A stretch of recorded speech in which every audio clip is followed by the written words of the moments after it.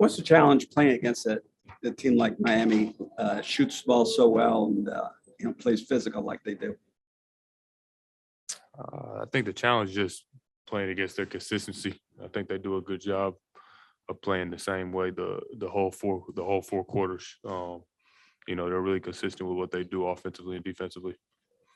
What did you see when they started spacing it out a little bit in the second quarter, making some threes? What do you see? Do you see anything that happened at that period there when they sort of got a little edge? Yeah, just attacked our weak spots. Put us in rotations, and it's pretty much just kind of hoping they miss at that point. So I think we got to start trying to take away something that they're good at. You guys have struggled against the top teams. What is it that still gives you hope that can change in a postseason setting in the playoffs? For me personally, Yeah, as a team. as a team, I mean, I always have confidence whenever I feel like when I'm on the court. I have confidence in our guys, our coaching staff to get it right. If you don't have confidence in it, there's no point in even playing. So obviously our record versus them isn't good, but I'm not going to doubt that. Obviously, you never say you can't beat anybody. So I'm a competitor. I think I can beat anyone. Even if you lose, get back up, swing again. As one of the leaders of the team, how do you try to help Coby White when he's going through a stretch like this? I think Coby just shot the right shots today. He just missed. It's tough to, getting rhythm sometimes when rotations switch up. I think he'll be okay. He's tough. He's dealt with, missing shots before, being, in a weird situation with rotations. I think he's taking it all with stride. I think he'll be all right. Is there any thought to you resting one of the two games in the back-to-back on Tuesday and Wednesday? It's a thought to me resting every game, at this point. But, I'm out there playing. I'll be all right. What was your attitude coming into this one, Zach? You were shooting the ball, aggressive early to start. Was it trying to jump on this team because this is a team you could be facing, something like that? Yeah, I just, read the game and obviously go on how my body feels. And, they're a tough team, and I always try to play aggressive against those, these type of teams. And it's it's going to be a challenge and a battle. And, I'm up for the fight. I think we just have to be prepared, as a unit to, every quarter, ups and downs, still be prepared for that fight and not get down on ourselves. Yeah, obviously that's a really good team out there. What did you see from them tonight? They play to their identity every game, physical, get into you. And on the offense, not going to get spread up. They're going to do what they do, get to their spots and, move the ball. So they just play to their identity. That's all it is. Everybody knows who Miami Heat plays, how they play and what's their identity. You're obviously going through a tough stretch shooting. We've seen you go through this before. How do you handle it mentally and physically? I saw you getting up extra shots after the last game. Yeah, it ain't the first time. I'm only I can dig myself out of it. So it is what it is. Like I said, this game from three, I haven't been shooting the ball well. So, for me, it's just continue to shoot. It doesn't matter. If I go 0 for 10, if I go 0 for 11, the bad thing would be if I stop shooting, if I stop taking the open shot. So my teammates, tell me to keep shooting. So it is what it is. I can't change what happened tonight. I put in a lot of time and effort to this game. So, I believe in myself and I got a confidence regardless of what other people say or think. You like the shots are good? Yeah. Tonight I got some clean looks that didn't fall. So, things happen. Those honestly tonight was probably one of the more cleaner looks I got all year. So, I love that for me. I love those shots for me. I know my team love those shots for me. So I'm gonna keep shooting them. I was going to kind of follow up on a similar question to that, but do you feel like the rhythm of the offense is the same for you, or have things changed as people came back here later in the season? Kind of your role in offense. Obviously it changed. We got AC back. Zach came back at the All-Star break, so obviously my role changes, and obviously my role in the offense changes. But for me, it's just to adapt. I've been doing it all year, adapting. I've been in the lineup, starting, coming off the bench, playing 15 to 20 minutes, playing 30 minutes. So I'm used to it. I just got to adapt, and I'll figure it out. Like I said, I'm the only one that can pull myself out of it. And like I said, I put in so much time and effort. I believe in myself, so I don't really care. You know what I'm saying? Just 4 games left now, I think, or 5. What's your assessment of like the pulse of the team? Like, where is the team now? You know, having gotten this deep in, like on the verge of going to the playoffs. We won. We won. Clap it up.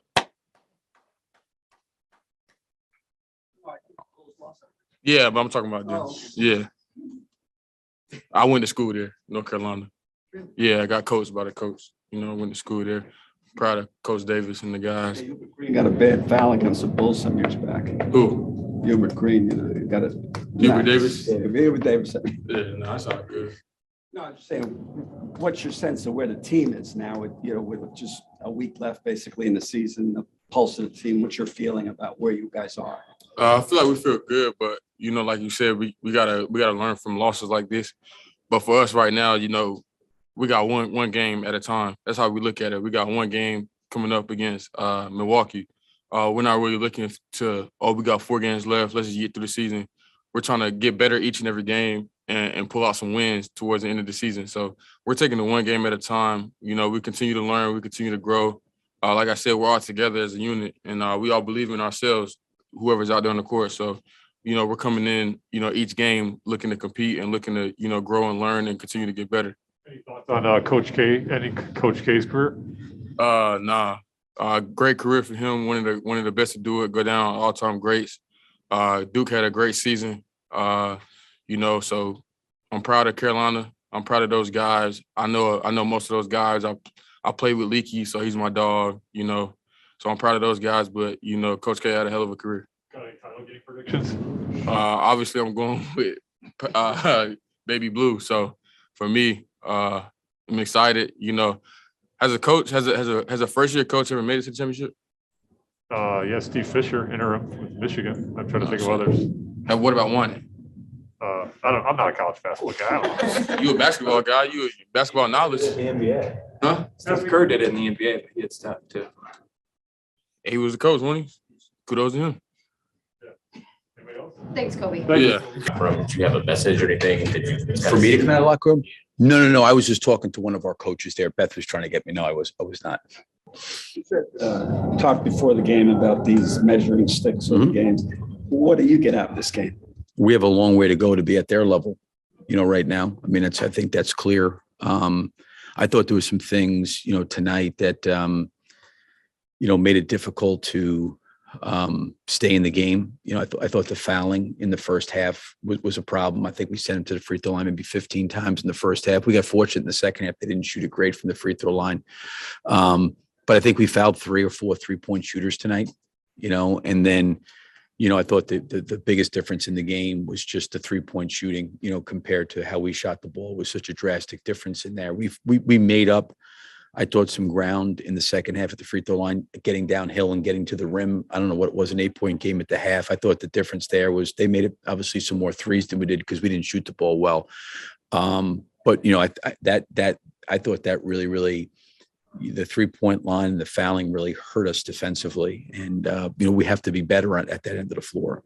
When they started spacing out a little bit in the second quarter there, and they were really efficient shooting. I don't know what the percentages Yeah, were. they shot over 50%. In the first half, it seemed the first quarter was really high. I think it started 11 to 12 or Yeah. something.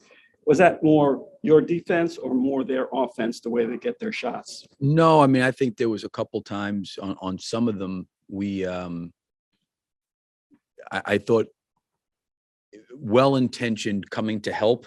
But the thing about it is when the ball's in the basket, you never want to send 3. There was a couple of the times where there was a baseline drive by Butler that he kicked out where we had our 5-man there and we had a guy who was low was pulling over to help too. And then it kind of really almost made it like a 3-on-1, you know, and you never want to have 3 on the ball. We had a couple of those occasions in the first half that we ended up having 3 on the ball at times, especially along the baseline with those baseline passes. And even though the guy in the corner didn't shoot it, it got swung back to the top and they obviously got some threes out of that.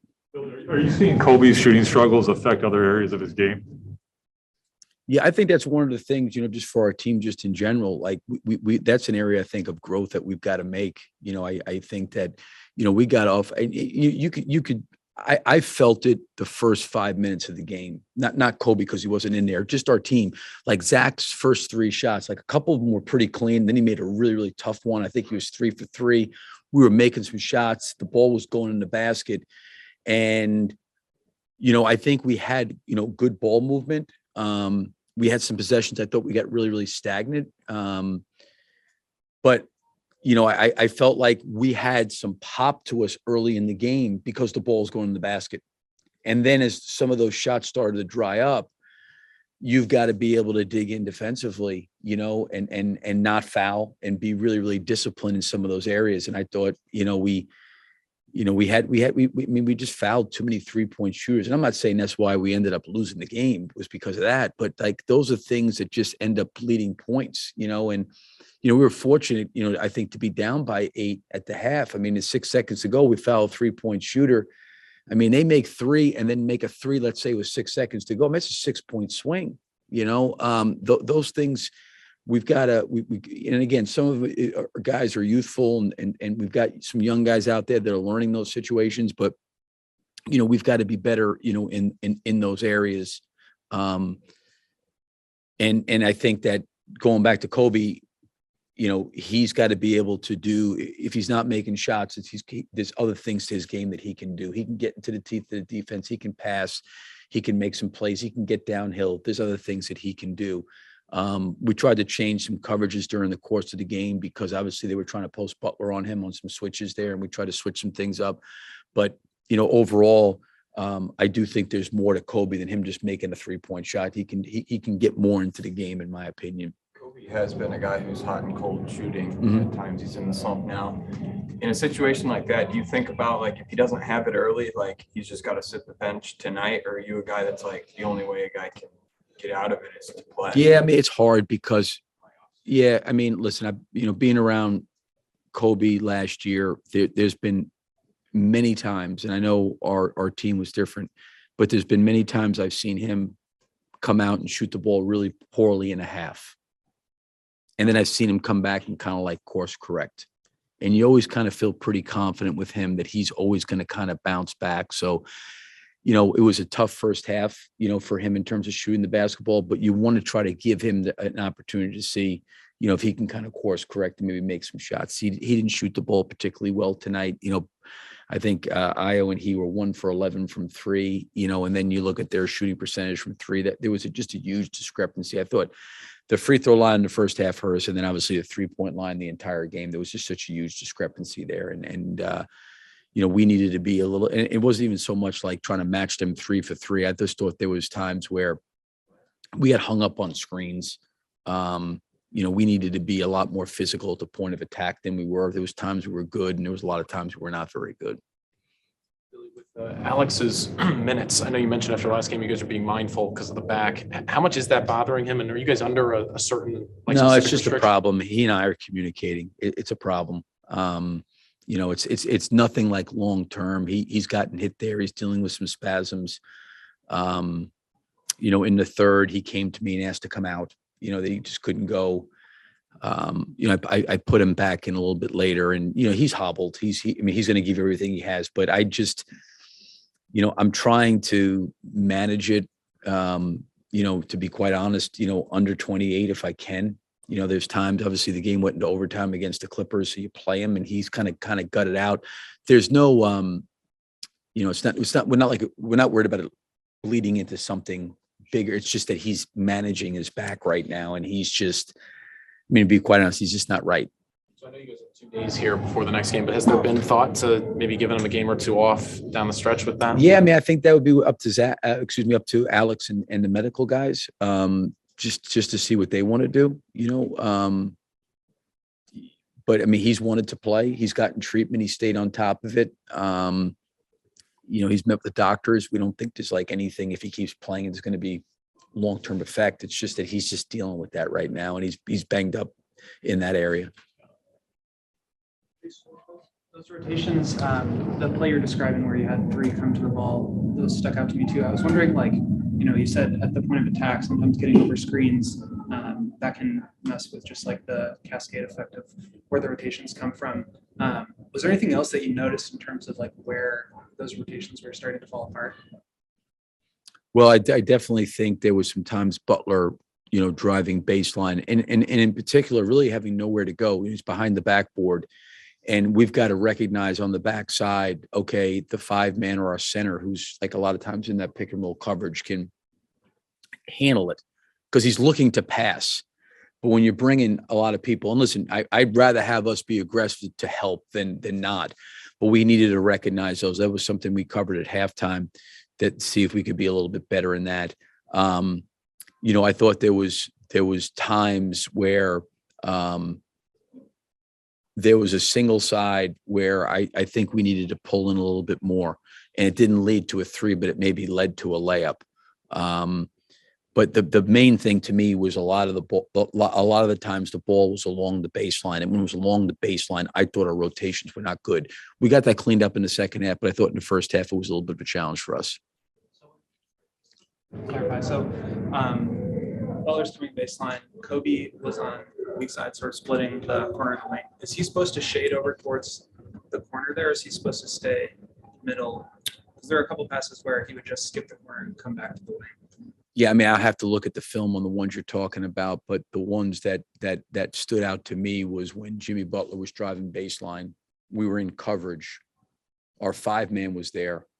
Whoever was in the corner was coming all the way across to help as well. So now you have 3 guys on Butler. And then now you have 1 guy playing 3 guys across corner, slot, top.